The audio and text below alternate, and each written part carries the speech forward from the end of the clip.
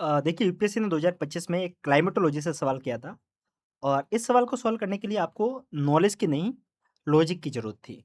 Logic क्या है वो समझिए, सवाल क्या है वो पढ़ने की भी ज़रूरत नहीं है, एक बार के लिए सिर्फ स्टेटमेंट नंबर सेकंड को पढ़िए। Subtropic and the temperate area have less dry wind. मतलब सब ट्रॉपिक और टेम्परेट रीजन में लेस ड्राई विंड है। अब आपको ज़्यादा नहीं पता सब ट्रॉपिक क्या है, पर आपको इतना पता है टेम्परेट रीजन के बारे में तो पता होगा। टेम्परेट हिंदी में बोले तो शीतोष्ण प्रदेश, शीतोष्ण ही है ना, हिंदी में भी देख लेते हैं।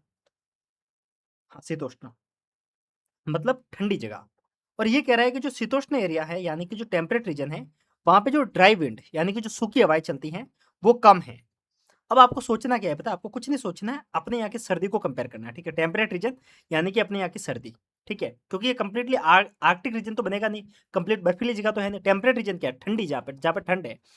अब हमारे देश में जब ठंड आती है, लाइक दिसंबर का महीना है, आपने नोटिस किया है कि दिसंबर में हमारी स्किन फट जाती है, हमारे हाथ-पैर फट जाते हैं। क्यों फटते हैं? क्योंकि उस समय हवाएँ जो होती हैं वो शुष्क होती हैं, उसमें ड्राई विंड चलती हैं और उन हवा के कारण हमारी स्किन फटती हैं।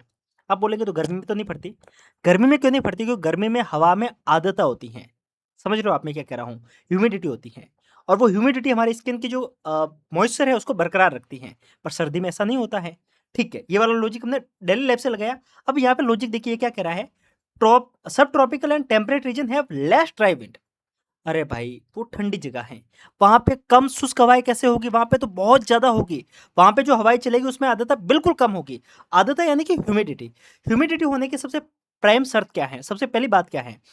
जहाँ पे गर्मी होगी, वहीं पे ह्यूमिडिटी होगी। ह्यूमिडिटी बनती कैसे? पानी है, पानी गर्म होता है, उससे वाष्प निकलती है। इवेपोरेट होगा पानी और वही पानी की जो बूँदें हैं, वो हवा में रहती है वेपर के रूप में, जल वाष्प के रूप में, ठीक है?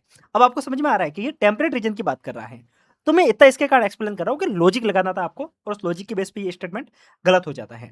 और हमें ये जो इस तरीके से यूपीएससी जो सवाल पूछ रहा है ना, जो ऑप्शंस में ये है, ये गोल्डन एरा है। इसमें अगर आपको एक स्टेटमेंट भी गलत मिल जाता है, तो आप सही आंसर तक है। जैसे कि इसका आंसर क्या होगा? सी वाला। Statement 1 is correct and second is incorrect. आपको पूरा आंसर पढ़ने की, पूरा क्वेश्चंस पढ़ने की ज़रूरत ही नहीं थी। एलिमिनेशन लॉजिक ये कितना हेल्प करता है, ये आपको समझ में आ रहा होगा। 25 का पेपर मैं आपको पूरा सॉल्व करवा चुका हूँ। आप चाहे तो प्लेलिस्ट को विज़िट कर सकते हैं 50 प्लस एलिमिनेशन के नाम से। बाकी मैं आपको डिस्क्रिप्शन में टेलीग्राम चैनल की लिंक दूँगा। ऐसे बहुत सारे रिसोर्सेज़ मैंने आपको वहाँ पे प्रोवाइड किए हैं। बाकी मिलते हैं तब तक के लिए नमस्कारम और व्हाट्सएप नंबर भी मैं दूँगा, तो आप व्हाट्सएप पे भी कनेक्ट हो सकते हैं। जय हिंद।